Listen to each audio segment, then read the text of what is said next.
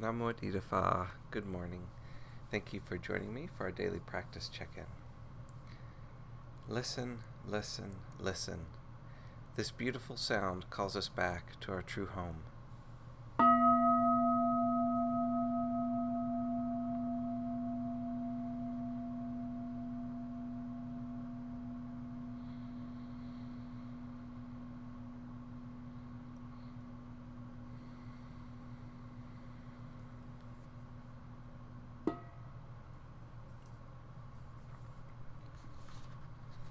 The third mindfulness training.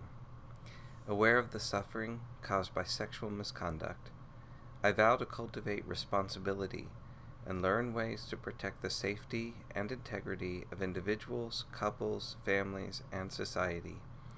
I am determined not to engage in sexual relations without love and a long-term commitment. To preserve the happiness of myself and others, I am determined to respect my commitments and the commitments of others. I will do everything in my power to protect children from sexual abuse and to prevent couples and families from being broken by sexual misconduct.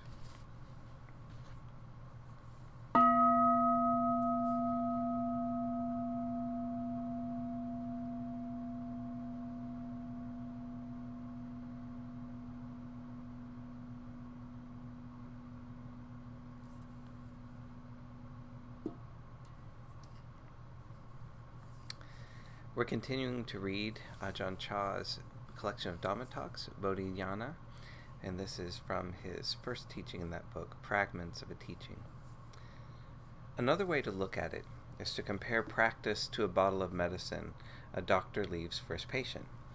On the bottle is written detailed instructions on how to take the medicine, but no matter how many hundred times a patient reads the directions, he's bound to die if that is all he does.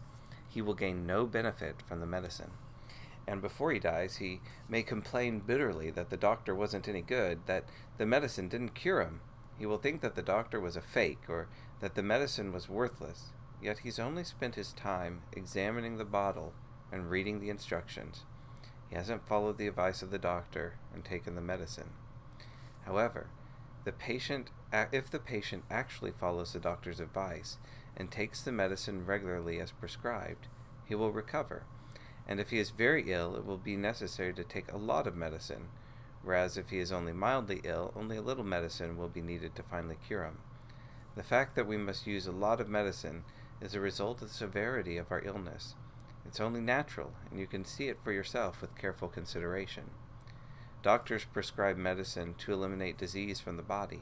The teachings of the Buddha are prescribed to cure disease of the mind, to bring it back to its natural, healthy state. So the Buddha can be considered to be a doctor who prescribes cures for the ills of the mind. He is in fact the greatest doctor in the world. Mental ills are found in each one of us without exception. When you see these mental ills, does it not make sense to look to the Dhamma as support, as medicine to cure your ills? Traveling the path of the Buddha Dhamma is not done with the body. You must travel with the mind to reach the benefits. We can divide these travelers into three groups. First level, this is comprised of those who understand that they must practice themselves and know how to do so. They take the Buddha, Dhamma, and Sangha as their refuge and have resolved to practice diligently according to the teachings. These persons have discarded merely following customs and traditions, and instead used reason to examine for themselves the nature of the world. These are the group of Buddhist believers. Middle group. This group is comprised of those who have practiced until they have an unshakable faith in the teachings of the Buddha, the Dhamma, and the Sangha. They have also penetrated to the understanding of the true nature of all compounded formations. These persons gradually reduce clinging and attachment. They do not hold on to things, and their minds reach deep understanding of the Dhamma. Depending upon the degree of non-attachment and wisdom, they are progressively known as stream enterers, once returners, and non-returners, or simply noble ones. Highest level. This is the group of those whose practice has led them to the body, speech, and mind of the Buddha. They are above the world, free of the world, and free of all attachment and clinging. They are known as arahants, or free ones, the highest level of the noble ones.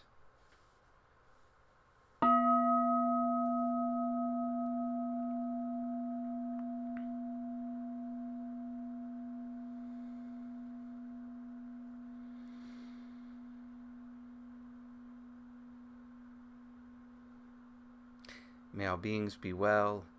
May all beings be happy. May all beings be peaceful. Sadhu, sadhu, sadhu. Thank you for joining me this morning.